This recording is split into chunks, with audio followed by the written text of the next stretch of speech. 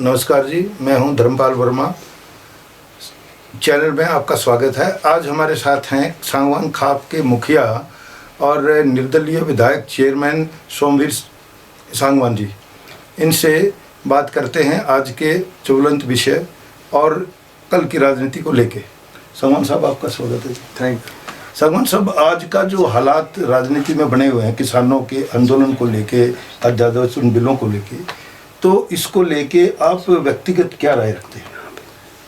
ऐसा मैंने अभी अध्यादेश की कॉपी मिली नहीं है, पढ़ा नहीं है जी, और इसका विश्लेषण मैं कर रहा हूँ। अभी मेरे पास मैंने इसकी डाटा मंगाया है जी, तो उसको पढ़ने के बाद में इसको मैं क्लियर बताऊँगा। जी। जहाँ तक मैं समझता हूँ, गरीब के लिए और किसान के लिए मोदी जी जो भी फैसला लेते हैं, मैं समझता हूँ कि मुझे उम्मीद है कि समाज के हित में लिया होगा। लेकिन अभी थोड़ा इसका क्लियर मैं आपको 2-4 दिन पढ़ने के बाद ही बता सकता हूँ। ठीक है। तो सांगवान साहब, देखो, आप सामाजिक, राजनीतिक, धार्मिक तीनों प्रवृत्ति के व्यक्ति हो, किसान भी हो, तो जो कानून जो है किसानों के लिए बनाया गया है और उसी पर किसान जो असंतुष्ट है, धरना दे रहा है, प्रदर्शन कर रहा है, सरकार की मुखालफत कर रहा है, विरोध कर रहा है, तो इसके पीछे क्या कारण आपको लगता है? ऐसा क्यों हो रहा है?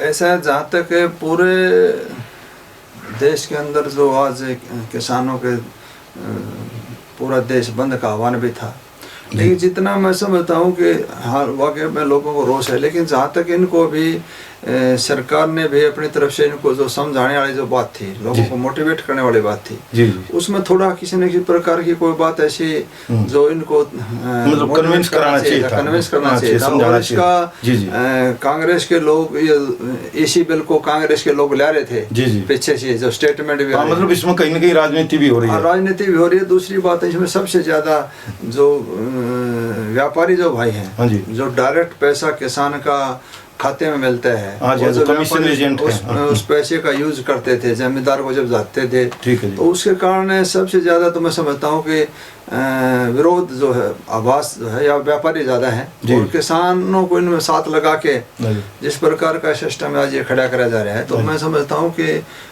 इसको अच्छी तरह से टैकल करके इनको समझाने के बाद तो ऐसी कोई नौबत नहीं है कि हमेशा प्रकार को घाटे का सौदा है। जी सर, जिस दिन ये प्रदर्शन या विरोध या ये आंदोलन की शुरुआत हुई 10 सितंबर को पीपली में, उसको लेकर दो विरोधाभास हैं जी। एक तरफ तो सरकार के ही लोग ये कह रहे हैं कि वहाँ लाठीचार्ज हुआ, गलत हुआ, कुछ ने कहा कि नहीं, लाठीचार्ज नहीं हुआ।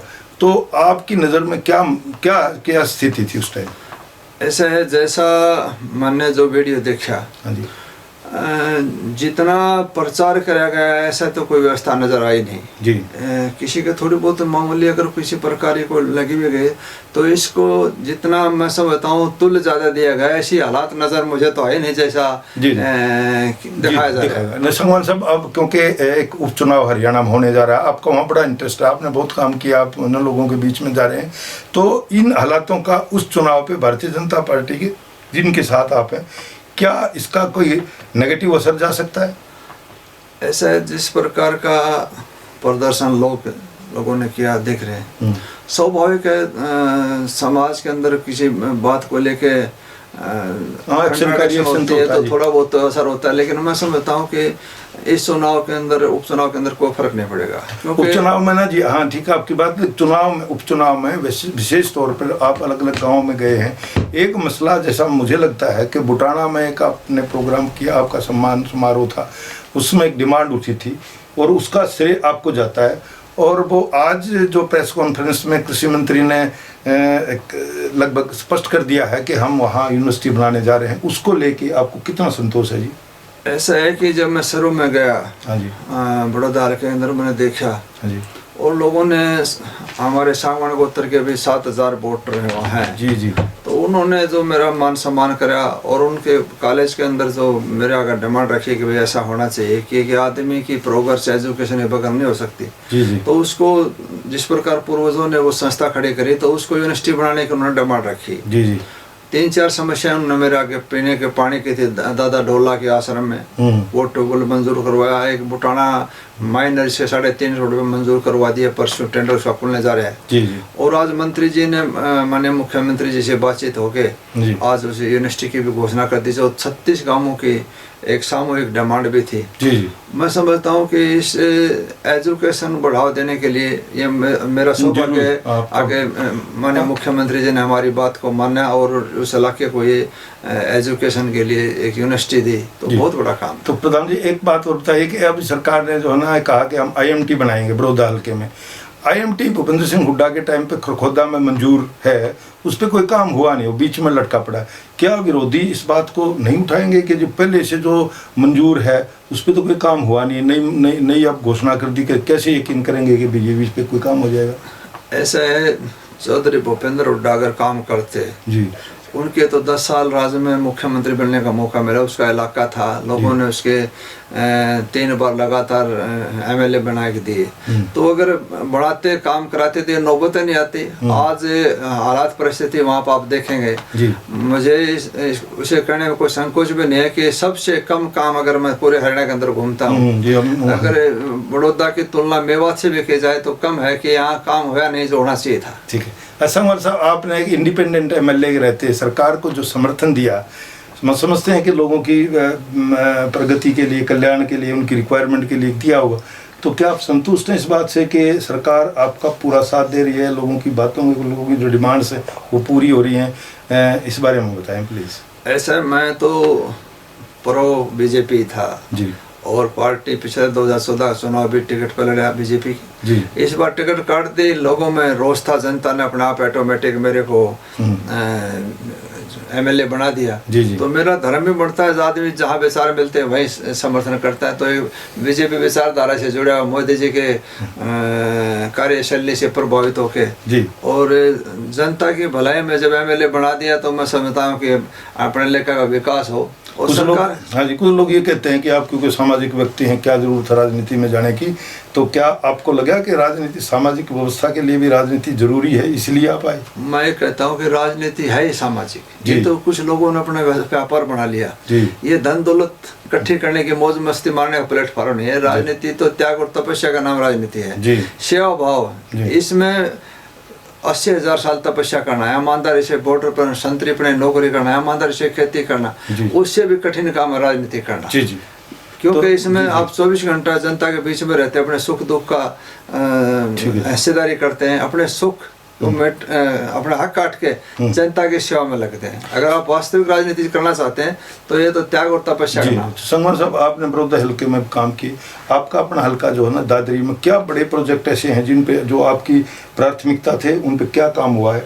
एक दूसरा सवाल इसी में, क्योंकि आपके यहाँ ड्रिंकिंग वाटर की, पानी की बड़ी प्रॉब्लम है, और जो रिवर्स में पानी की अवेलेबिलिटी कम हो रही है, तो पेयजल के लिए भी कैनाल बेस्ड वाटर की जरूरत होती है, तो पानी तो कम हो रहा है, तो इन दोनों चीज़ों को कैसे समायोजित करके चल रहे? ऐसे दादरी में पीने के पानी की समस्या बहुत ज़्यादा थी जी। सन 2000 से लेकर 2011 तक जी, दादरी को फ्री जल पानी सेवा मतलब टैंकरों के माध्यम से 5 टैंकर दिन रात लोगों को पानी पिलाया जी। एम्बुलेंस, हॉस्पिटल, स्कूल जी, गरीब बहन बेटे की शादी, गौशाला का प्रेसिडेंट रहा। तो ये तो आपका व्यक्तिगत योगदान था जी, जो आपने अपने पल्ले से किया। उसके अलावा अब मनोहर लाल जी की सरकार में जो दोबारा मौका मिला है, तो इसके अंदर सबसे पहले तो मैंने सीवरेज के लिए जो आज तक किसी ने भी नहीं किया, दादरी के अंदर जो पानी को बाहर निकालने की जो व्यवस्था थी 33 करोड़ रुपया मंजूर करवाया और ड्रेन नंबर 8 में डालने के लिए, उसका टेंडर भी हो लिया, 1 तारीख से काम शुरू होने जा रहे हैं। सर, आपका जिस इलाके से आप आते हैं उसमें आवागमन के साधन जो हैं,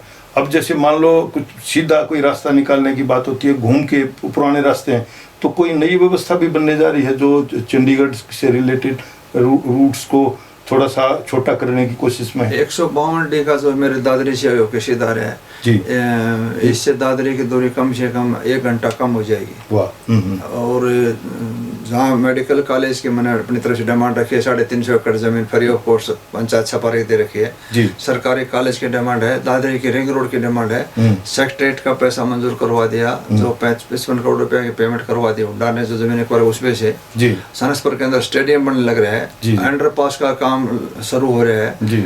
एक से मेन रोड के ऊपर 28 करोड़ रुपए पुल का एक एक्स्ट्रा तीसरा पुल जो बनने जा रहा है उसका मंजूर करवा दिए। और साहब इसमें एक बीच में आपकी बात कर लूँ कि संगठन और सरकार दो अलग अलग विषय हैं, दोनों दो अलग अलग उपक्रम हैं। तो क्योंकि आप बीजेपी में पहले रहे हो, तो क्या आपको लगता है कि संगठन और सरकार में अब तालमेल है? ऐसा है कि संगठन और सरकार के अंदर तालमेल होना चाहिए जी। संगठन का काम है आने वाले टाइम में संगठन मजबूत और दोबारा रिपीट सरकार बने। संगठन का काम है संगठन को मजबूत करना, कार्यकर्ताओं को जोड़ना, कार्यकर्ताओं की समस्याओं का समाधान करना। सरकार का काम है व्यवस्था करना, प्रदेश का विकास करना, लोगों के दुख दुविधा को सुविधा उपलब्ध कराना, सुविधा अवेलेबल करना, ये सरकार का काम है। सरकार और संगठन का अलग अलग सिस्टम है, लेकिन सरकार संगठन एक अगले इलेक्शन के लिए तैयारी के लिए सिस्टम है, हिस्सा है, लेकिन सरकार जो है जनता की सुविधा के मुताबिक काम करना है। संगमन साहब, आप जिस उपक्रम के चेयरमैन हैं, उसमें एक शिकायत आ रही है कि लोगों को जो भैंस के इंश्योरेंस के लिए जो स्कीम सिस्टम है वो समय पर नहीं मिलता और पूरा पैसा नहीं दिया जा रहा। और VLDAs की मेवात के इलाके में बड़ी डिमांड है, खाली पोस्ट हैं, और जो मतलब उसको लेके कोई आपने पॉलिसी बनाई है? ऐसा है कि पिछले दिनों करनाल के अंदर प्रोग्राम था जी, और माननीय मुख्यमंत्री पशुधन मेला लगा था जी। उसमें माननीय मनोहर लाल जी मुख्य अतिथि के रूप में शिरकत की थी। तो हमने वो डिमांड रखी थी, जो पहले पशुधन विकास का जो सिस्टम है, नस्ल को सुधारना, जो सीमेंट का टिक्का जो लगाते थे उसको 500 रुपये कोस्ट किसान से लेती जाती उसको भी बता रहे अच्छे रिजल्ट नहीं आए, 200 रुपये कर दिया। नहीं, उसके रिजल्ट के बारे में भी संशय है जी, लोग कहते सही रिजल्ट नहीं आ रहे। उसका रिजल्ट जितना आना चाहिए था उतना तो नहीं है, लेकिन वो बहुत जरूरी है। वो टिक्के से सर बछड़ी पैदा होगी, हाँ, वो 14 किलो दूध से ज्यादा दूध देगा, लंबा टाइम देगी जी जी। इसलिए आने वाले टाइम में जो गौ माता की जो दुर्दशा हो रही है, इसको भी सुधार करने में और किसान की इनकम बढ़ाने में, जो मोदी जी का सपना है आय को दोगुनी करने का, तो बगैर पशु के गाय भैंस की इनकम के बगैर संभव नहीं है। तो इसमें बहुत बड़ा योगदान हो सकता है। तो इसमें जो है ना जी, क्या नाम है, जैसे ऑनलाइन ट्रांसफ़र की बात है, वो बताते हैं कि इस डिपार्टमेंट में ये कोई व्यवहारिक चीज़ नहीं है, क्योंकि एक VLDA जाता है, वो 4 साल में 2 साल में अपनी जान पहचान बनाता है, और फिर उसको मतलब उसके लिए व्यवहारिक चीज़ तौर पे कहते हैं ये सही नहीं है। क्या आपको लगता है ठीक है? ऐसा है, वैसे तो सच्चाई तो है कि VLDA की डॉक्टर की अभी हरियाणा में कमी है। इसके लिए हमने लिख के दिया है माननीय मुख्यमंत्री जी को। और जो एक लगातार कंटिन्यू एक कर्मचारी जहाँ बैठ जाता है वो पक्षपात करने लग जाता है, एक भ्रष्टाचार का ठिकाना बन जाता है मिलने जुलने वाले। तो मैं समझता हूँ कि अगर सेवा करनी है तो उसको दूसरी जगह भी ट्रांसफ़र करना चाहिए और उसका ज़्यादा सदुपयोग करना चाहिए। जी जी जी जी जी जी, ठीक है, धन्यवाद जी, मेहरबानी, फिर मिलेंगे आपसे। थैंक यू बहुत।